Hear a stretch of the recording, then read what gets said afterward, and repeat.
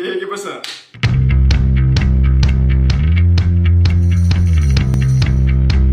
Avui vinc a parlar-vos del renaixement carolingi i l'expansió bizantina. Però no només això, també vos posaré en context de l'Europa del moment. I si no has vist encara el vídeo anterior, te'l deixo en la descripció, ves a veure-lo per poder entendre bé lo que veurem avui. Ale, a la faena!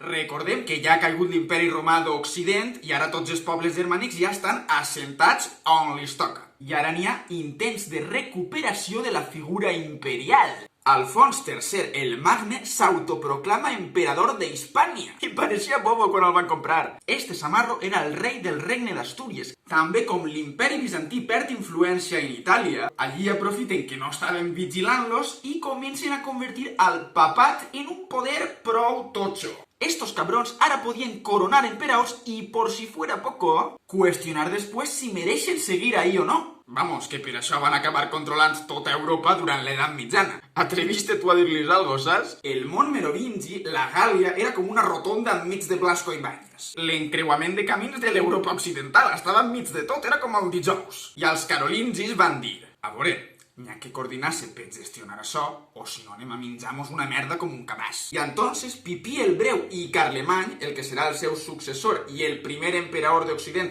des de l'imperi romà, fan un projecte d'organització administrativa centralitzada, molt pareguda a la de l'imperi romà, en el centre de poder en el Palau d'Aquisgrà, tot es feia des d'ell. I esta nova organització estava basada en la xarxa eclesiàstica i en el control de l'església. L'any 774, Carlemany, Carlomagno, es fa pols al regne llombard d'Itàlia, els que s'havien rebel·lat contra els bizantins feia 200 anys, com ja havia dit en el vídeo anterior. I a este senyor, el papa el va coronar emperador d'Occident, el 25 de desembre de l'any 800. Ale, n'hi ha el regal de Papa Noel. Et queixaràs. Haver triat el dia de Nadal per a la coronació era algo simbòlic, com a que anava a ser el nou líder de la cristiandat de l'Europa occidental. I també en la coronació va tindre un poc que veure que en aquests moments en l'imperi bizantí estava governant en solitari una dona. I això a estos cunyaus no li feia molta gràcia. Era Irene d'Atenes, que per a governar en solitari va encegar el seu propi fill. I entonces el papa i Carlemany lo que estaven fent era rivalitzar en este imperi bizantí, que representava la cristiandat oriental. Mare de Déu, això ni Juego de Tronos. Ara ve el per què es coneix com a renaixement carolingi, perquè Carlemany va impulsar l'alfabetització i l'educació de si mateixa i del seu regne, a partir de la cort i de les escoles monàstiques i catedralícies. O sigui que la Iglesia, com veieu, va tindre una importància increïble. El llatí de la Bíblia, els pares de l'Església i recuperar els textos antics serien clau. I ja en el Renaixement italià que tots coneguem també faran el mateix, intentaran recuperar les idees dels autors clàssics. Però també alguns motius d'este impuls a la cultura eren polítics a part de religiosos. Por interès de quiero Andrés. Com el comerç es feia en llatí, va impulsar la seva implantació com a llengua parlada i escrita. Això en un imperi on havia molts dialectes i llengües diferents. Perquè si tu venies un parell de sabates i no t'entenia ni ta abuela, pues a veure qui les vens. I per això intenta que puguen entendre's entre si per a afavorir el comerç. Així que en resum, per Carlemany, el coneixement no fa nosa. Ell seria subscriptor del canal segur. Ell va estudiar molt i volia aprendre a llegir i escriure.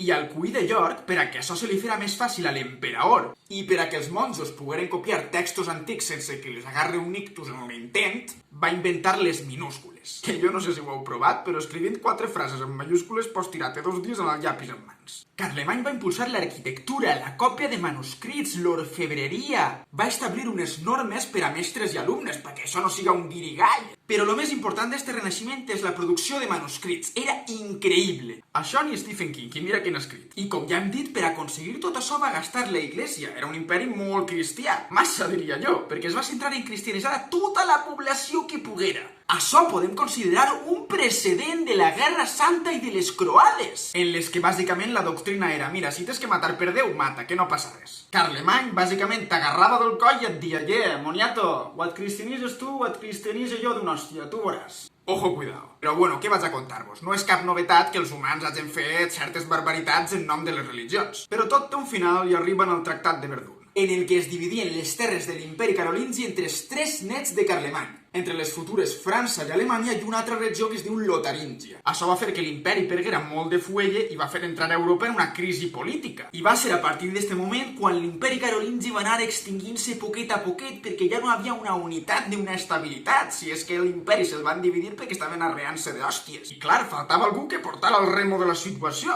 I l'Església, com o no, es va beneficiar d'això i es va convertir en l'ama del cotarro. Més encara. I uns 70 anys després d'esta divisió arribarien uns samarrots de por a França, que eren els vikings liderats per Rollo, germà de Ragnar en la sèrie, però no en la vida real. I li diuen a Carlos el Calvo: mira, nosaltres no tenim que parar de vindre a donar-te pel sac. Així que tu sabràs el que fas, però espavila't. I ell, l'any 911, li diu: sí, home, sí, tranquils. Vos done el ducat de Normandia en la condició de que defengau França dels pròxims atacs vikings. Ah, i també de que es bategeu. I Rollo diu: cap so, de categoria. I estos vikings serien coneguts com els normands i no es quedarien ahí, sinó que també anirien pel Mediterrani, conquistant Sicília inclús. Però ara tornem a l'any de divisió de l'imperi carolingi. Què estava passant en estos moments en una altra part del món? Pues el mateix any, el 843, va ser important perquè va acabar la crisi iconoclasta de l'imperi bizantí, en la que havien estat més d'un segle arreant-se d'hòsties entre iconoclastes, totalment en contra de les imatges, dins de les esglésies i de la idolatria cap a estes. I iconòduls, fanboys perduts de les imatges, que si podien sopaven en ella i tot. I a partir d'aquest moment, quan acaba la crisi, es consolidaran en l'imperi bizantí les formes medievals que aguantaran hasta el final. Sobre este tema vull fer un vídeo sencer, però ho deixo caure perquè es feu a la idea i per posar-vos en context. Ara monem al segle X, però al centre d'Europa. La dinastia otònida es considerarà legítima heredera de l'imperi carolingi. Es diuen així perquè tenen tots el mateix nom. I entre Otó I i Otó III van ser capaços de fer una producció artística d'herència carolíngia que damunt tenia lo milloret de l'antiguitat tardana, o sigui, d'herència romana, i per primera volta van destacar en Occident cosetes de l'imperi bizantí. En els otònides tenim una mescla dels dos imperis del continent. Éramos todo el imperio la abuela. I això per què? Pues perquè Otó II es va casar amb Teofania, una princesa bizantina. Cosa que no va aconseguir ni Carlemany. Perquè quan el van coronar emperador, com ja he dit, Irene d'Atenes estava d'emperatriu en solitari en l'imperi bizantí, la primera en la història. I Irene, la coronació de Carlemany, se la va prendre com una ofensa, és normal, va dir, espacio vital, home! I Carlemany, per a calmar els ànims, li va fer una oferta de matrimoni, però ella li va dir: sí, amb lo bé que estic jo a la meva bola, ara aniré jo a fer de florero al teu costat. Tu te la fumes verda. Però bueno, tornem a lo que anàvem. En l'arribada de Teofania, la que es casa amb Otó II, es nota mogolló la influència bizantina a l'hora de fer imatges de poder, fixeu-se aquí. En Jesucrist, ell mateixa coronant a Teofania i a Otó II. Això, el missatge que dona és de dir, nosaltres som emperadors por la gràcia divina de Dios. La dinastia otònida tratava de vincular-se amb l'imperi carolingi i amb l'imperi romà també. Fixeu-se en esta obra, apareix la cara d'August, el primer emperador romà, i un cristal tallat de Lotari. Els otonians van seguir també produint llibres en els scriptoria de l'imperi carolingi. Scriptoria en plural, scriptorium en singular, així és el llatí. I home, normal, si ja els tenen, hi haurà que treure-los profit. Però la il·lustració d'estos manuscrits va anar perdent influència carolíngia i va anar guanyant influència bizantina gràcies al matrimoni amb Teofania. També van ser moments d'expansió cultural i política de l'imperi bizantí, perquè l'emperador del moment era Basili II Bulgaròcton, que significa assassí de búlgars, i bàsicament estes samarros se'n van anar a conquistar Bulgària i a unificar-la a l'imperi. I la seva germana, Anna Porfirogeneta, es va casar amb Vladimir de Kiev. I per poder casar-se, es va tindre que batejar. I després d'això va començar a construir temples cristians en la Rus de Kiev, un territori que era pagà fins a aquest moment. Fixeu-se en la influència. I en resum, mireu si han passat coses en 300 anys. Avui passa una cosa aquí i demà allà. Això és un show. I ja ho tenim bé per avui. Si t'ha agradat, agrairia moltíssim que el compartires. Segueix-me en les xarxes del canal per a no perdre't cap novetat. Subscriu-te al canal i activa la campaneta, que si no YouTube no t'avisa de que pugi vídeo. Vídeo setmanal cada dilluns a les 8, subtitulats al castellà, perquè aquí no excloem a ningú. I recordeu que el coneixement no fa nosa i aquí estem per ampliar-lo i compartir-lo tot el que puguem. Molt bé, mal dilluns.